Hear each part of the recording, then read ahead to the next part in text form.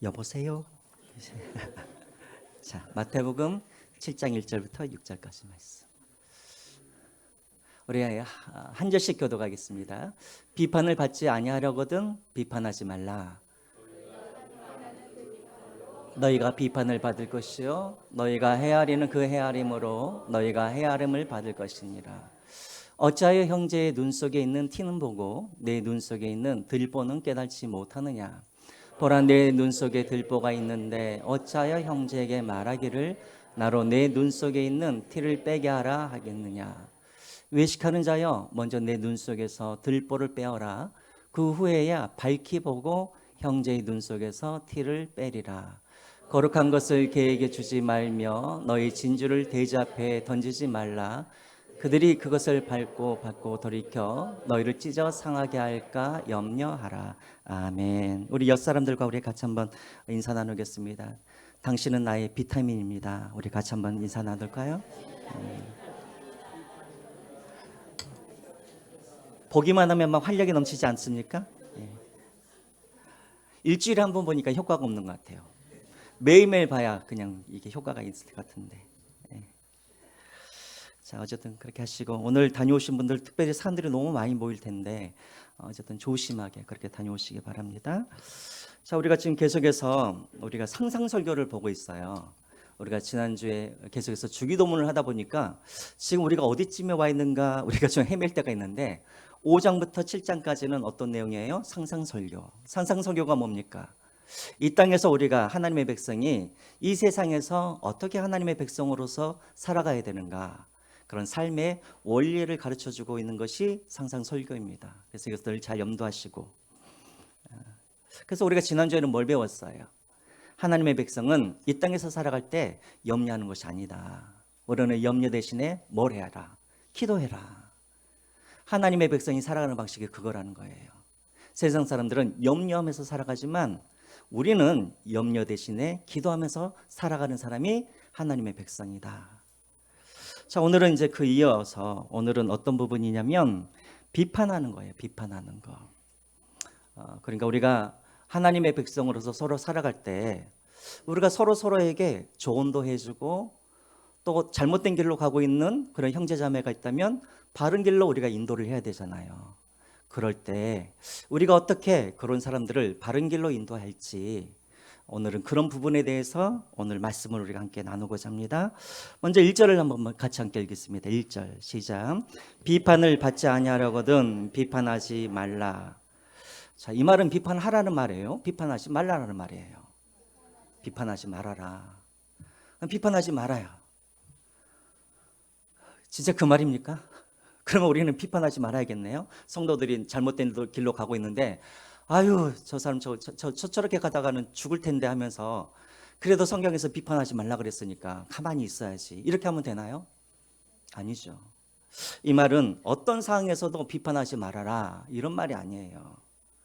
사실은 우리가 성경에도 보면은 예수님께서 바리새인들을 향하여서 심지어는 막 독사의 자식들을 하면서 그들의 외식을 갖다가 예수님도 그렇게 비판하셨잖아요. 그렇죠? 그리고 수많은 선지자들이 이 땅에서 그렇게 잘못된 길로 가고 있는 백성들을 향하여서 계속해서 하나님의 말씀으로 그들을 책망하고 비판했잖아요. 그러니까 여기서 비판받지 않으려 하거든 비판하지 말라라는 이 말은 무조건 성도들이 무슨 잘못을 하든지 예수님의 사랑으로 그것을 다 품어가라, 이런 의미는 아닌 것입니다. 비판을 하되 조심하라는 것이죠. 조심하라. 비판을 하되 우리가 기억해야 할 것들이 있다라는 거예요. 그래서 오늘 본문에 보면 우리가 다른 사람들에게 조언을 해주고, 그리고 다른 사람들에게 옳은 길로 우리가 인도할 때 우리가 기억해야 할 것들이 있다라는 거예요. 그래서 오늘은 그 세 가지 것을 우리가 한번 살펴보겠습니다. 첫 번째, 우리가 다른 사람들을 비판할 때, 또 순화하면 다른 사람들에게 조언을 해줄 때 우리가 어떻게 해야 되는가, 먼저 2절을 한번 보겠습니다. 2절 같이 한번 읽겠습니다. 시작. 너희가 비판하는 그 비판으로 너희가 비판을 받을 것이요 너희가 헤아리는 그 헤아림으로 너희가 헤아림을 받을 것이니라. 아멘. 첫 번째 우리가 기억할 것은 무엇이냐면, 우리가 다른 사람들을 비판하기 전에 우리가 반드시 기억해야 할 것이 있어요. 그게 뭐냐면 내가 다른 사람들을 비판하는 그 잣대로 나도 그 잣대로 비판을 받을 것을 기억하라는 거예요. 이해가 되시죠? 그러니까 내가 어떤 사람에 대해서 이 정도 레벨에 100이라는 레벨에 내가 비판을 한다고 그런다면 나도 역시 100이라는 이 레벨로 내가 비판받을 그런 각오라고 하기에 그렇다. 그런 생각을 가지고 비판을 하라는 거예요. 자, 이 말은 뭐냐면 우리가 비판을 할 때 과도하게 비판을 해서는 안 된다는 거예요.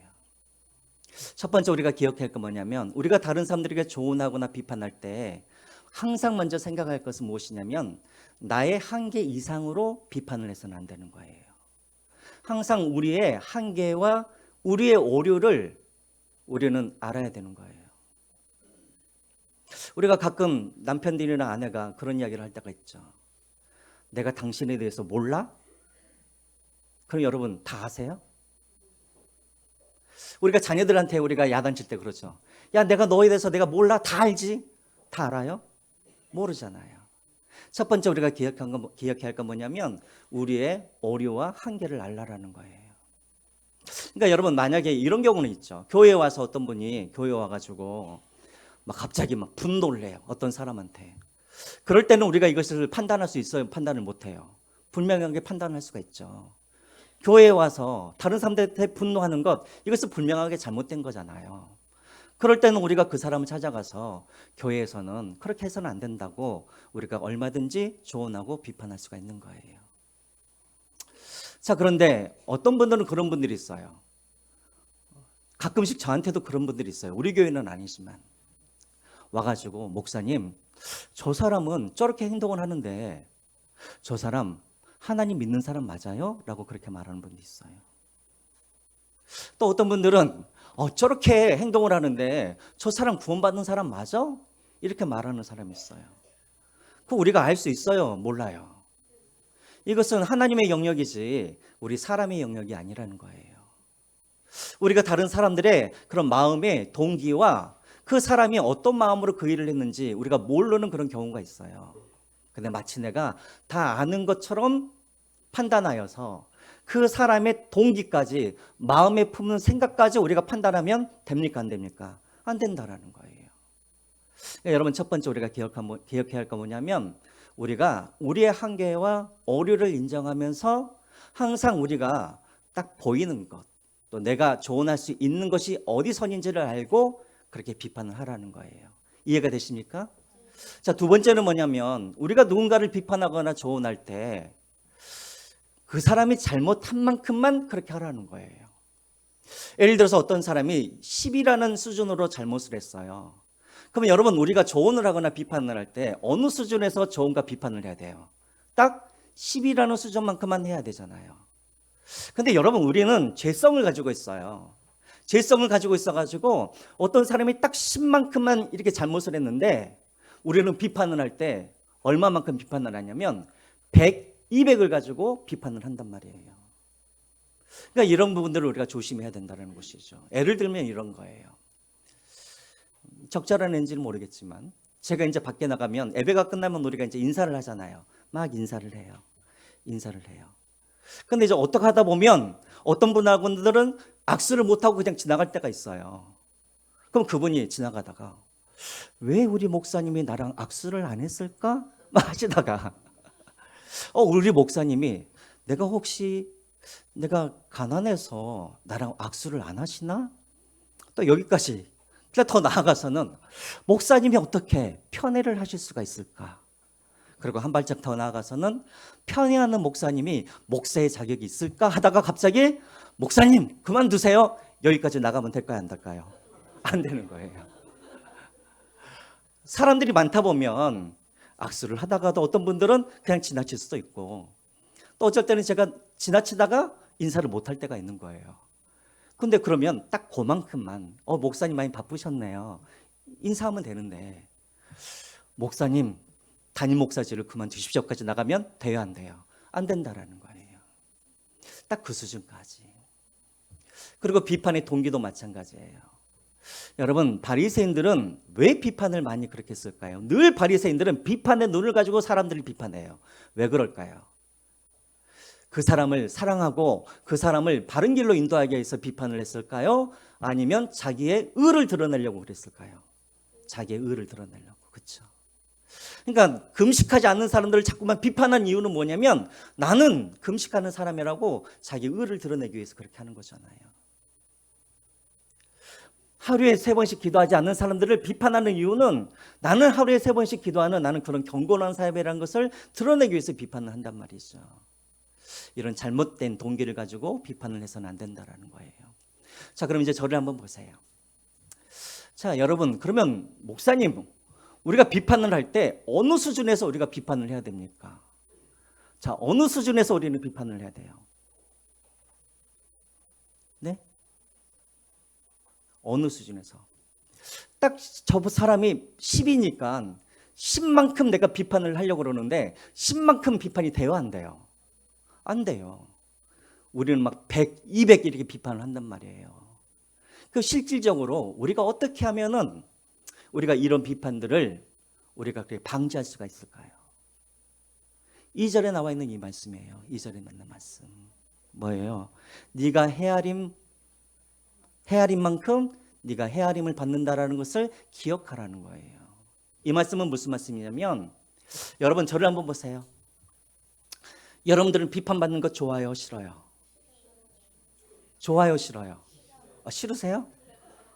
아니 교회 와가지고 비판받으려고 오신 거 아니에요? 그만큼만 비판하라는 거예요.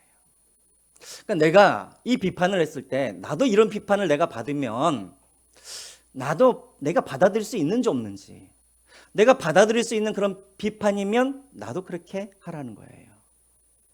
근데 여러분 한번 생각을 해보세요. 여러분들이 비판을 받을 때마다 여러분들이 아우 저 사람의 비판 참 정당하다 이런 마음을 가지고 비판을 받은 적 있으세요? 내 마음도 모르면서 항상 이러잖아요. 그러니까 우리가 남들을 비판할 때 항상 이것을 기억하라는 거예요. 저 사람의 마음을 내가 다 모른다라는 생각을 가지고, 저 사람들의 사정을 내가 하나님이 아닌데 그 사람을 마치 다 아는 것처럼 그렇게 하지 말고 내가 받아들일 수 있는 그 비판만큼만 내가 뭐 하라는 거예요? 비판하라는 거예요. 이게 오늘 본문 뒤쪽에 보면은 12절에 나와 있는 말씀과 동일해요. 12절 말씀, 우리가 이것을 신앙의 황금률이라고 하죠. 우리 같이 한번 읽어보겠습니다. 시작. 그러므로 무엇이든지 남에게 대접을 받고자 하는 대로 너희도 남을 대접하라. 이것이 율법이요 선지자니라. 이게 여러분 우리가 신앙생활을 할 때, 대인관계를 할 때 가장 기본이 바로 이거예요. 그래서 여러분 비판도 마찬가지예요. 내가 비판을 받을 수 있을 만큼, 내가 용납할 수 있을 만큼의 수준으로 나도 그 사람을 비판하라는 거예요. 이해가 되시죠? 그러면 여러분 내가 받아들일 수 있는 수준이라 한다면 어느 정도일까요? 막 200, 300이 될까요? 10 정도? 그러겠죠. 당신도 그러면 그 정도에서 나의 한계, 나의 오류를 인정하고 그렇게 비판하라는 것입니다. 그렇게 하시기를 주님의 이름으로 축원드립니다. 제가 지금 설교를 하다 보니까 생각나는 게 있었네요. 우리 박정욱 성도님의 남편분이 오늘 교회에 참석하셨습니다.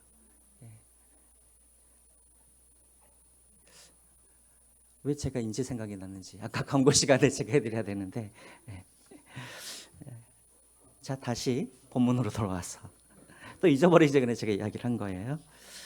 자 이따가 가실 때 함께 인사 나눴으면 좋겠습니다. 자, 두 번째 우리가 비판을 할 때 기억해야 할 것이 무엇인가? 남을 비판하기 전에 먼저 자기를 성찰하라는 것입니다. 남을 비판하기 전에 먼저 나를 성찰하라는 거예요. 우리 3절과 4절 말씀 한번 보겠습니다. 3절과 4절, 5절까지 한번 볼까요? 3절부터 시작. 어찌하여 형제의 눈 속에 있는 티는 보고 내 눈 속에 있는 들보는 깨닫지 못하느냐? 보라, 내 눈 속에 들보가 있는데 어찌하여 형제에게 말하기를 나로 내 눈 속에 있는 티를 빼게 하라 하겠느냐? 외식하는 자여, 먼저 내 눈 속에 있는 들보를 빼어라. 그 후에 밝히 보고 형제의 눈 속에 티를 빼리라. 여러분 이 말씀들 읽을 때마다 여러분들이 기억할 건 뭐냐면 비판하지 말라라 이 말은 아니라는 거예요. 이것을 기억하시면서 이 말씀을 보세요. 너희들이 먼저 다른 사람들을 비판할 때 먼저 해야 할 일이 뭐냐면 네 자신을 먼저 되돌아보라는 거예요. 혹시라도 그 사람을 내가 어떤 허물을 지적하려고 하는데 그 허물이 나에게는 없는지. 여러분들도 그럴 때가 있죠. 어떤 사람이 나를 비판하는데 여러분들의 마음속에 그런 마음이 들 때 있잖아요. 지나 잘하지. 그쵸? 그 왜 그래요?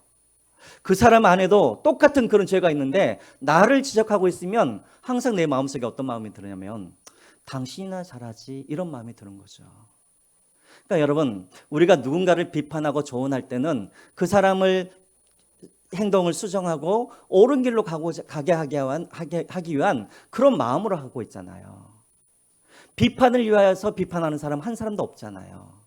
그러려면 그 사람이 받아들일 수 있도록 우리가 비판을 해야 되는데 그 사람이 받아들이도록 비판을 하려고 그러면 먼저 해야 할 일이 뭐냐면 나 자신을 먼저 성찰해야 된다는 거예요. 내 얼굴은 아침에 세수도 안 하고 왔어요. 근데 저 사람의 그런 눈에 눈곱이 끼었다고 야, 너 아침에 세수도 안 하고 눈곱 끼었네. 이렇게 하면 돼요, 안 돼요? 나는 세수도 안 해놓고 그 사람이 받아들일 수가 없다라는 거예요. 그러면 시간 낭비인 거예요, 시간 낭비. 특별히 여러분 이 본문을 한번 보세요. 얼마나 우스운지. 지금 이 사람의 눈에는 지금 뭐가 들어가 있어요? 들보가 들어가 있어요. 여러분 들보가 뭐예요, 들보가? 혹시 사진 있어요? 제가 보내드렸는데 한옥집 보면은 저기에 천장에 대들보 있잖아요, 대들보.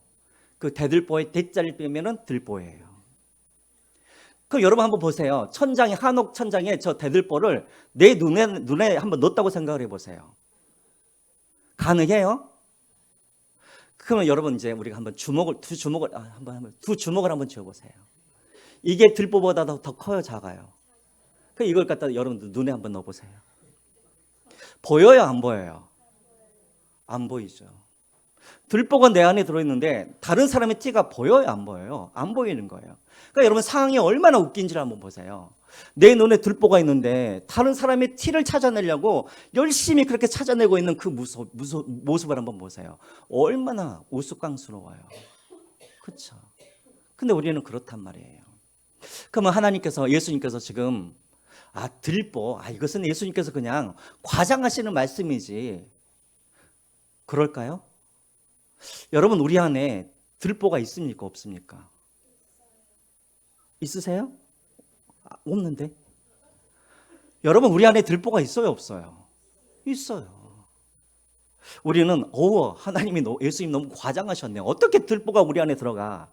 근데 그 들보보다 더 큰 죄악이 이미 우리 안에 있는 거예요.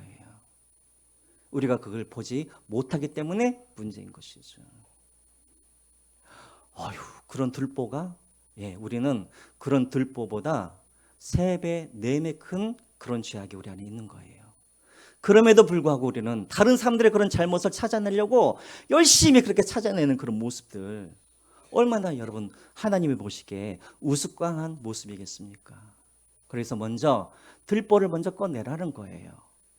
왜냐하면 들보를 이렇게 있으면 보이지가 않잖아요. 그럼 보이지도 않는데 그 티가 무슨 티인지 어디 있는지 어떻게 빼내야 되는지 우리가 어떻게 해요? 사고 치는 거예요. 그렇죠? 들보가 눈앞에 있는데 보이지도 않는데 다른 사람들의 티끌을 빼내려고 그 사람의 눈에다가 손을 집어넣으면 사고 나는 거죠. 사고 나는 거죠. 그러니까 여러분 그러는 거예요. 우리가 교회 안에서 왜 자꾸만 비판하고 그러다가 왜 서로 충돌이 일어나고 갈등이 일어나냐면 내 들보 때문에 보이지도 않는데 그것을 일부러 찾아내고 내 손가락으로 다른 사람들의 눈을 찌르려고 하니까 사고가 날 수밖에 없는 거죠. 그 목사님 비판하지 말라는 말이에요? 아니요, 비판해요. 그 대신 어떻게 하라는 거예요? 내 눈에 있는 뭐부터? 들보부터 빼낸 다음에 그 다음에 정확하게 보고 정확하게 처방을 하라는 거예요. 두 번째 우리가 기억할 것이 바로 이것입니다. 내 눈에 들보부터 빼내라는 거예요.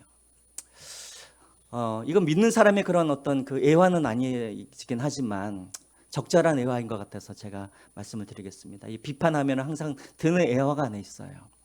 인도의 간디라는 분 혹시 아세요? 들어보셨어요? 간디?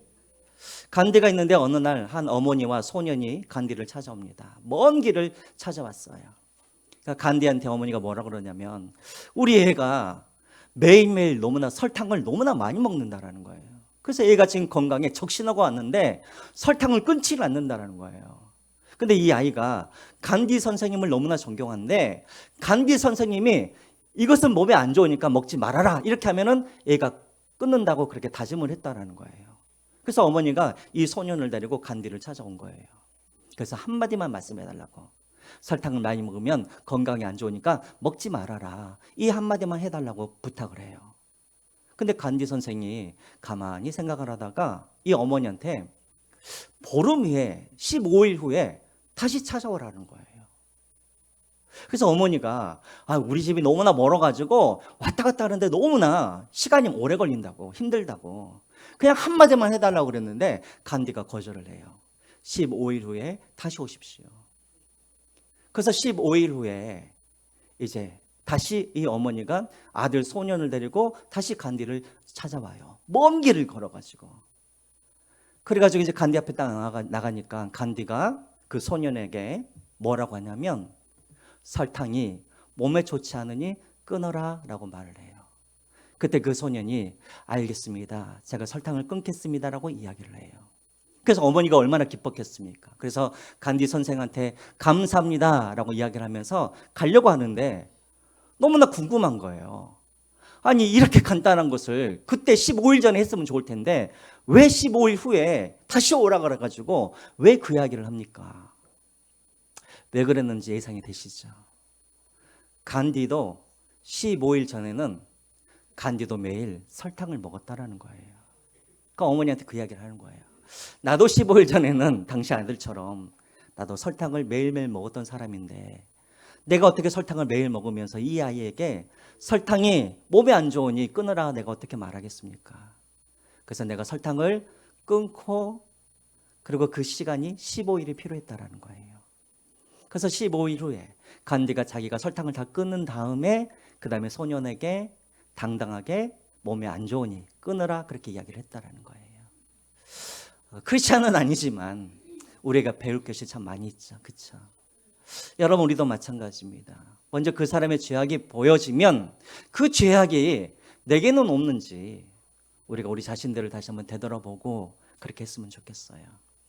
그럼 목사님 우리가 어떻게 하면 내 들보를 우리가 빼낼 수 있습니까? 어떻게 하면 우리 들보를 우리가 빼낼 수 있죠? 힌트를 하나 드릴게요. 태진아의 노래 제목입니다. 어떻게 우리 들보를 빼낼 수 있을까요? 태진아 선생님의 노래 제목이에요. 우리 성도님들은 맨날 찬송가만 부르시니까 모르는구나. 거울도 안 보는 이쪽 모르세요? 거울도 안 보는 여자. 우리의 들보를 빼내려고 그러면 뭘 봐야 되는 거예요? 거울을 보라는 거예요. 목사님 성경에 그런 이야기가 나와 있어요? 야고보서 1장 20 그래요? 한번 보여주실까요? 23절이네요. 우리 같이 한번 보겠습니다. 야고보서 1장 23절 말씀 같이 읽을까요? 시작. 누구든지 말씀을 듣고 행하지 아니하면 그는 거울로 자기의 생긴 얼굴을 보는 사람과 같아서 24절. 제 자신을 보고 가서 그 모습이 어떠했는지를 곧 잊어버리거니와. 이게 무슨 말이에요? 날마다 말씀으로 내 거울을 비춰보라는 거예요. 날마다 말씀을 가지고 내게는 혹시 저 사람과 같은 그런 죄악이 없는지 허물이 없는지 말씀으로 날마다 나를 비춰보고 비춰만 보면 안 돼요. 어떻게 해야 돼요? 말씀대로 행해야 되는 것이죠. 그렇게 날마다 말씀이라는 거울로 나를 비춰보면서 내게 그런 허물이 없는지 되돌아보고 그리고 내가 먼저 하나님 앞에 회개하고 그 문제를 해결한 다음에 형제를 찾아가서 자매를 찾아가서 그 허물에 대하여서 조언을 하라는 거예요. 그렇게 하시기를 주님의 이름으로 부탁드립니다. 마지막 세 번째입니다. 마지막 세 번째. 우리 6절 말씀 한번 보겠습니다. 6절 같이 읽겠습니다. 시작. 거룩한 것을 개에게 주지 말며 너희 진주를 돼지 앞에 던지지 말라. 그들이 그것을 발로 밟고 돌이켜 너희를 찢어 상하게 할까 염려하라. 쉽게 말하면 무슨 말이에요? 이 말이 비판을 할 때도 뭐 봐가면서 하라는 거예요? 그 사람을 봐가면서 하라는 거예요. 그러니까 여러분, 어떤 사람들은 비판을 받을 만한 준비가 안 돼 있어요. 그런데 내가 아니야, 저 사람 사정과 상관없이 저 사람을 위해서 내가 해야 돼 하면서 비판을 한다? 받아들일까요? 안 받아들일까요? 안 받아들이는 거예요. 또 어떤 사람들은 전혀 비판에 대해서 열린 마음이 없는 사람들이 있어요. 그런 사람들에게는 이 비판이 뭐와 같냐면 돼지와 개에게 친지를 던져주는 것과 똑같다라는 거예요. 여러분, 예수님께서도 이 땅의 공생의 3년 동안에 매일매일 사람들에게 말씀을 선포하실 때 그 말씀들을 사람들이 다 알아듣고 다 깨달았을까요? 아니에요. 예수님도 이 땅에서 사람들에게 말씀을 전하실 때 사람들이 귀를 닫았어요. 그래서 예수님께서 설교를 하실 때마다 뭐라고 말씀하시냐면 귀 있는 자들은 들어라. 귀 있는 자들은 들어라. 늘 그렇게 예수님께서 말씀하셨단 말이에요. 이 말은 거꾸로 말하면 예수님께서 아무리 말씀하셔도 듣지 않는 사람들이 있었단 말이에요.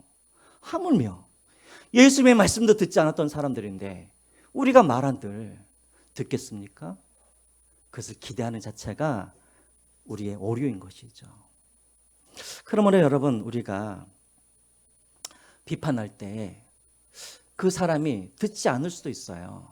그럴 때는 강요를 하지 마셔요. 또 우리가 지혜도 필요해요. 때와 장소와 그리고 그 사람의 사정을 다 보면서 우리가 비판하기 위해서 비판하는 것이 아니라 그 사람을 받아들이는 것이 목적이라고 한다면 때와 장소와 그 사람의 상황을 잘 고려하여서 그렇게 하라는 거예요. 예를 들어서 부부싸움을 할 때도 마찬가지예요. 여러분, 부부싸움을 하면 아무리 옳은 말을 해도 그 말이 들려요, 안 들려요? 벌써 감정이, 분노가 나를 지배하고 있는데 무슨 말이 들리겠어요? 그럴 때는 옳은 소리도 들리지 않는 거예요. 그게 여러분 때와 장소와 형편을 보면서 그렇게 지혜롭게 하라는 거예요. 오늘 본문에서 말하고 있죠. 진주를 돼지에게 하는 것처럼 그렇게 듣지 않는 사람들도 있으니까 그렇게 비판을 그렇게 함부로 하지 말라는 것입니다. 우리 잠언 9장 7절부터 9절까지 8절 말씀, 우리가 이번 주에 우리 잠언 많이 봐왔죠. 우리 한 번만 보겠습니다. 7절 말씀 시작. 거만한 자를 징계하는 자는 도리어 능력을 받고 악인을 책망하는 자는 도리어 힘을 잡히느니라. 8절. 거만한 자를 책망하지 말라. 그가 너를 미워할까 두려우니라. 지혜 있는 자를 책망하라. 그가 너를 사랑하리라. 그렇게 하시라는 거예요. 예. 자, 이제 말씀을 맺겠습니다. 우리가 비판을 할 때 비판하지 말아라. 이게 아닙니다. 우리가 교회 공동체 안에서 우리가 함께 공동체가 되었다는 건 뭐냐면 서로에게 우리는 책임이 있다는 거예요. 어떤 사람은 그래요. 나도 당신 비판하지 말 테니까 당신도 나 비판하지 마. 이것은 여러분 교회 공동체가 아니에요. 교회 공동체로 한다면 성도가 연약할 때 붙들어주고 잘못된 길로 갔을 때 옳은 길로 갈 수 있도록 계속해서 우리가 그 사람들을 도와줘야 되는 거예요. 서로 책임감이 있어요. 나 비판받기 싫으니까 나 비판하지 않을래. 또 당신도 나 비판받기 싫으니까 나한테 비판하지 마. 이것은 성도가 아닌 거예요. 우리는 그런 책임이 있습니다. 그런데 이 책임을 우리가 행할 때 이 원리를 가지고 하라는 거예요. 첫 번째는 내가 헤아림을 한 그 수준만큼 내가 헤아림을 당한다라는 이것을 기억하시고, 두 번째로는 남의 허물을 지적하기 전에 나의 허물을 먼저 보시고, 세 번째는 그 사람이 들을 준비가 되어 있는지 그것을 살피면서 지혜롭게 조언을 하라는 것입니다. 근데 여러분, 오늘 이 본문은 사실은 비판만을 가지고 이야기하신 것이 아니에요. 비판은 하나의 예예요. 오늘 이 마태복음의 이 말씀이 그대로 어디에 똑같이 나오냐면 누가복음에 똑같이 나와요. 누가복음에 보면은 왜 예수님께서 이 말씀을 하셨는지를 우리가 알 수가 있어요. 우리 누가복음 6장 37절과 38절 말씀 우리 마지막으로 한번 보겠습니다. 우리 같이 읽을게요. 시작. 비판하지 말라. 그리하면 너희가 비판을 받지 않을 것이요 정죄하지 말라. 그리하면 너희가 정죄를 받지 않을 것이요. 용서하라. 그러면 너희가 용서를 받을 것이요. 38절 주라. 그리하면 너희에게 줄 것이니 곧 후히 되어 누르고 흔들어 넘치도록 하여 너희에게 안겨주리라. 너희가 헤아리는 그 헤아림으로 너희도 헤아림을 도로 받을 것이니라. 이 말씀의 핵심은 뭐냐면 비판만 아니라는 거예요. 당신이 용서받고 싶으면 그 용서받고 싶은 마음처럼 다른 사람을 용서하라는 거예요. 누군가가 당신을 정말 사랑받기를 당신이 원한다고 한다면 그 받고 싶은 그 마음만큼 당신도 다른 사람을 사랑하라는 거예요. 이게 바로 최소한의 하나님의 백성으로서 가져야 할 그런 사람들을 대할 때의 그 원리인 거예요. 그러나 여러분 제가 말씀드렸죠. 최소한이에요. 최소한. 이게 최소한이라는 거예요. 최소한. 그럼 여기서 조금 더 나아가면 어떡할까요? 주님의 마음으로 대하는 것이 가장 이상적이겠죠. 그렇죠? 주님의 시선으로 그 사람을 바라보고 주님의 마음으로 그 사람을 사랑하면 더없이 좋겠지만 우리가 인간이기 때문에 그렇게는 못할지라도 최소한 이 정도는 하라는 거예요. 받고 싶은 만큼 다른 사람에게 주라는 거예요. 그렇게 하시기를 주님의 이름으로 축원드립니다. 우리 찬양하시면서 준비하신 예물 하나님 앞에 올려드리겠습니다.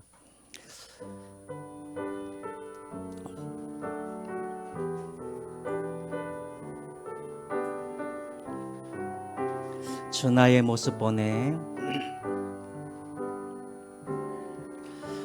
주 나의 모습 보내 상한 나의 맘 보시네 주 나의 눈물 안에 홀로 울던 맘 아시네 주 사랑 내게 있네 주 사랑 내게 있네 그 사랑이 날 채우네 주 은혜 내게 있네 그 은혜로 날 세우네 세상 소망 다 사라져가도 주의 사랑이 끝이 없으니 이 모든 순간이 주의 힘을 나는 믿네. 우리 다시 한번 찬양하겠습니다. 주 나의 모습 보내 주 나의 모습 보내 상한 나의 맘 보시네 상한 나의 맘 보시네 주 나의 눈물 안에 홀로 울던 맘 아시네 세상 소망 다 사라져가도 세상 소망 다 사라져가도 주의 사랑은 끝이 없으니 살아가는 이 모든 순간이 주의 힘을 나는 믿네. 이 시간 우리가 하나님 앞에 한번 기도했으면 좋겠습니다. 주님, 오늘 이 말씀을 기억하면서 하나님, 나도 받고 싶은 만큼 그렇게 베풀 수 있는 그런 사람이 되게 하여 주시고, 특별히 내가 누군가를 조언할 때에도 하나님 지혜롭게 먼저 나 자신을 돌아보게 하시고, 내가 반드시 내가 헤아리는 그 잣대로 내가 헤아림을 받는다는 것을 기억하게 하시고, 늘 사랑하는 마음으로 그렇게 다른 사람들을 조언할 수 있도록, 그렇게 할 수 있도록 도와주시옵소서. 우리가 위해서 기도해 주시고, 특별히 오늘 이제 우리가 또 어떤 분들은 또 이렇게 현장으로 나아가서 또 우리가 온라인으로 또 이렇게 같이 예배를 드리는 분들도 있을 터인데 이때도 우리도 마찬가지입니다. 우리가 혐오하는 마음들이 우리 마음을 지배하지 않았으면 좋겠습니다. 또 그 영혼들을 향한 그런 국률한 마음으로 우리가 이 기도에 우리가 참여했으면 좋겠습니다. 특별히 이 기도회를 위해서 여러분 기도해 주시기 바랍니다. 동성애 이런 법들이 합법화되어져가는 그런 모든 시도들을 하나님께서 무너뜨려 주시고 또 하나님께서 은혜 베풀어 주셔서 특별히 이것을 통하여서 먼저는 우리 한국교회가 우리 죄악을 먼저 볼 수 있는 그리고 회개하고 돌이키는 그런 시간들이 먼저 되게 해달라고. 우리는 하나님을 믿는다고 그러면서 물질을, 성공을, 출세를 하나님처럼 그렇게 섬기고 있지는 않습니까? 이번 기회를 통해서 다시 한번 다른 사람들을 비판하기 전에 먼저 내 안에 어떤 들보가 있는지 우리 한국교회가 다시 한번 회개하는 그런 시간이 되게 해달라고. 우리 이 시간 같이 말씀을 기억하면서 오늘 기도회를 위하여서 우리 함께 기도하겠습니다. 기도하겠습니다. 살아계신 하나님 아버지 정말 감사드립니다. 오 하나님 아버지, 주님께서 이 시간도 우리를 긍휼히 여겨주시고 하나님 아버지 우리를 한 공동체로 우리를 불러주시니 감사합니다. 하나님 아버지, 때로는 또 우리 사랑하는 아버지 형제 자매가 하나님 아버지 정말 그들에게 하나님 아버지 하나님 그런 아버지는 잘못이 있고 때로는 아버지 잘못된 길로 갈 때 우리가 그들을 하나님 아버지 하나님 조언하고 또 하나님 아버지 주의 말씀으로 교훈으로 또 하나님 아버지 그들을 때로는 우리가 가르쳐야 할 때 하나님 아버지 우리에게 지혜를 더하여 주셔서 우리가 하나님이 되지 않게 하여 주시고 또 나의 한계를 하나님 아버지 내가 깨닫게 하여 주시고 하나님 아버지는 무엇보다도 하나님 아버지 나의 들보를 먼저 볼 수 있도록 도와주시고 또 상대방의 그런 사정들을 살필 수 있는 그런 지혜로운 그런 아버지 지혜로운 좋은 자가 될 수 있도록 주의 은혜를 베풀어 주시옵소서. 하나님 아버지, 내가 하나님 아버지를 용서받은 만큼 우리가 먼저 용서하게 하시고 내가 먼저 하나님 아버지 사랑을 받은 만큼 또 내가 그들을 아버지 사랑할 수 있도록 도와주시고 하나님 아버지 내가 정말 주님 바라고 원하기는 늘 하나님 아버지 정말 주님의 시선으로 이 세상을 바라보게 하시고 하나님의 그 공의와 하나님 아버지 사랑으로 하나님 아버지 내 이웃들 아버지는 그렇게 아버지를 대할 수 있는 그런 저희가 되게 하여 주시옵소서. 살아계신 하나님 아버지, 오늘 또 하나님 광화문에서 연합 예배가 드려지는데 하나님 아버지 정말 우리 안에 그런 혐오와 미움이 아니라 하나님 아버지는 적대감이 아니라 예수 그리스도의 그 마음으로 사랑으로 하나님 아버지 그 영혼들을 바라볼 수 있도록 도와주시고 또 무엇보다도 하나님 우리 안에 있는 우리 죄악과 우리의 들보를 먼저 보게 하시고 한국교회가 다시 한번 하나님 아버지 회개하고 하나님 아버지 다시부터 우리 죄로부터 돌이킬 수 있는 그런 시간들이 될 수 있도록 주님께서 은혜를 베풀어 주시옵소서. 주님 함께하여 주시옵소서.